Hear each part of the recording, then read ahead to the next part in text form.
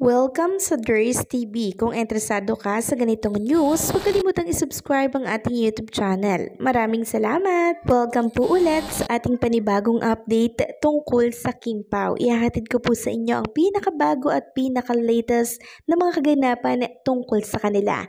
Kaya naman kung hindi ka pa subscriber ng ating channel, pindutin nyo na ang notification bell para lagi kayong updated sa mga balitang trending at napapanahon. So ayun, welcome back again sa ating YouTube channel mga ka-Kim-Pao, and for tonight's video, ang pag-uusapan natin ay tungkol ulit kina Kim and Paolo Abilino. Pero bago po ang lahat, i-share ko sa inyo itong pinost ni Chinita Princess 2 hours ago. So picture niya po ito mga ka-Kim-Pao, kuha possible dito po sa Dubai. So alam na kung sinong nagpicture nito mga ka-Kim-Pao, walang iba kundi po si Paolo Abilino. Sabi nga dito ni Chinita sa kanyang caption, "Walk the streets and scored some Jenny Rubin merch. Lucky day O to the M to the G. On the way for #Coachella, #Genechelia Week 3. Ay tapos na pala. I love you Jenny Rubin, na talagang super panapan talaga siya mga ka-Kim-Pao ni Jenny. Love na love niya po talaga itong si Jenny. And ang dami niya nga po nakuha na merch. Nakakatuwa siyang mag-fangirl, no? Samantalang kanina naman mga ka-Kim-Pao, ang Kim Chu po na Facebook page, naglabas din ng picture ni Chinita Princess. Para naman ito sa ni-endorsong brand ni Kim Chu, which is itong Tanduay. Sabi nga ni Kim Chu dito, deserve natin ito. Cheers guys! #gaan ng may kasama, Tanduay Light. Tapos may paalala nga dito na drink responsibly. Ayan, makikita nga dito na nagpa-party-party sila Chinita Princess, no? Kasama po ang ilang mga friends. So para po ito sa ini-endorso niyang Tanduay. Sabi nga po ng mga Kim-Pao fans, kung ganito naman daw kaganda ang kainuman at katagayan ninyo, handa daw silang magpakalasing at magpakalunod sa alak. Napakaswerte po ng Tanduay kay Chinita Princess mga ka-Kim-Pao, no? Hindi po sila nagkamali ng kinuha na modelo para po sa kanilang brand. Kasi si Chinita Princess po napakasipag niya na mag-promote ng mga hawak niya po na brand. Kaya yung binabayad kay Chinita Princess, sobrang sulit na sulit mga ka-Kim-Pao. Dahil pagka ganito naman po ang brand ambassador mo, talaga namang sulit, no? Sulit yung ibabayad mo kay Chinita Princess. Kaya for sure, mas marami pa pong advertisers ang kukuha po kay Chinita ngayong 2025. Next topic naman, pag-usapan natin mga ka-Kim-Pao, ang ganap po dito sa It's Showtime kanina. So yung contestant po kasi doon mga ka-Kim-Pao, parang kinantahan po, no? Etong si Chinita Princess nung linya na, ikaw na ba ang love of my life? Tapos ang sagot po ni Chinita Princess mga ka-Kim-Pao, hindi ako, hindi. So agad pong tinanggihan ni Chinita Princess, no? Kasi mga ka-Kim-Pao, ibig sabihin lamang nito, meron nang nakatokang iba para po kay Kim. Kaya agad niya pong tinanggihan na hindi siya. Hindi siya ang love of my life mo kasi meron na akong akin. Sobrang humanga po dito mga ka-Kim-Pao ang mga fans kasi direct to the point daw.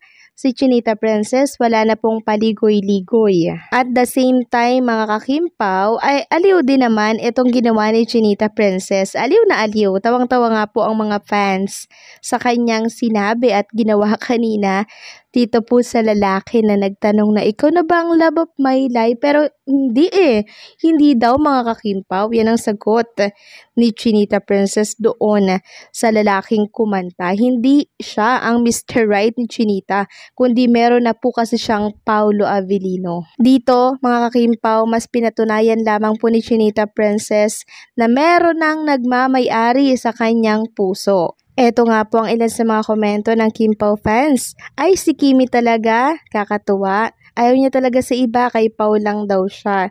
Halatang may nagmamay-ari na. Yes, yun yung sinasabi ko sa inyo kanina. Pinatunayan po ni Kim Chu kanina na meron nang nagmamay-ari sa akin. Hindi ako. No, hindi ako or hindi ikaw yung Mr. Right ko dahil meron akong Mr. Right, 'di ba? Sabi pa ng isa, hindi niya ipagpapalit ang kanyang Mr. Right, si Pau lang. Sabi pa ng isa, kalog mo Kimi, pero nakakatakot nga naman parang naghamon ng away. Sabi pa ng isa, bilis sumagot, hindi ako hindi, nakakahalata ka sa ganyan, nahalata ka sa ganyan. Yes, nahalata talaga ng lahat mga kakimpaw na si Chinita Princess ay ipagmamayari na po ng iba, walang iba kundi si Paolo Abilino lamang. Ano kaya ang reaksyon ni Paolo Abilino dito nang mapanood niya itong part na to ng It's Showtime na hindi ako hindi, no? Talagang siguro tawang-tawa din yon, at the same time ay bilib na bilib din kay Chinita Princess. Kasi talagang makikita mo kay Kim na stick to one siya, no? Direct to the point. Pag hindi ka gusto, talagang ayoko sa'yo, hindi ako, no? Kasi meron na akong minamahal na lalaki. Nakakatuwa si Kim, no? Talagang stick to one at seryoso siya pag meron na siyang minahal. Ito yung babae na, alam niyo yun, parang dream girl ng isang lalaki. Yun bang napaka-loyal. Kaya dapat maging loyal din yung mga lalaki.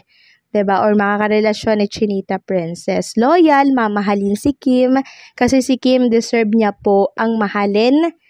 And ingatan mga kakimpaw. Kasi si Chinita Princess, sobrang bait niya po. No, sobrang bait, wala akong masabi kay Chinita Princess kundi napakaswerte ng lalaking nagmamay-ari sa kanya ngayon. Samantalang sa kabilang banda mga kakimpaw, merong mga nainis sa naging sagot ni Chinita Princess. Siguro ito yung mga bashers. Sabi ng isang bashers na nag-comment dito, buntis kasi kaya iba attitude, wag niyo siyang konsintihin, OA siya. Grabe siyang magsalita, no? Talagang hate na hate niya si Chinita Princess.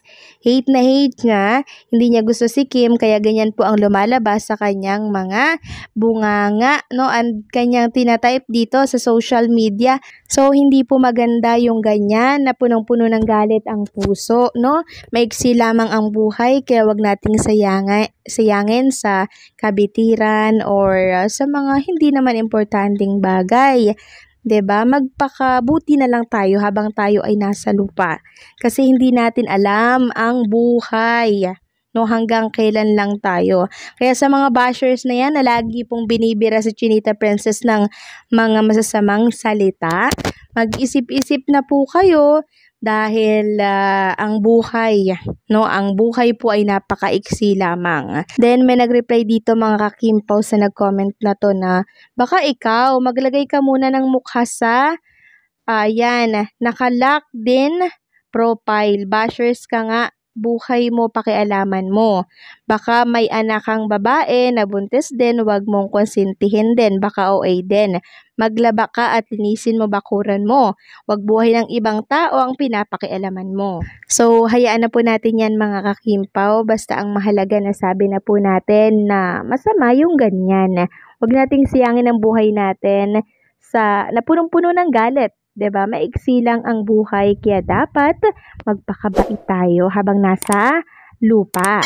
So, paano mga kakimpaw? Hanggang dito na lamang po ang update natin. Maraming salamat sa patuloy na pagsuporta.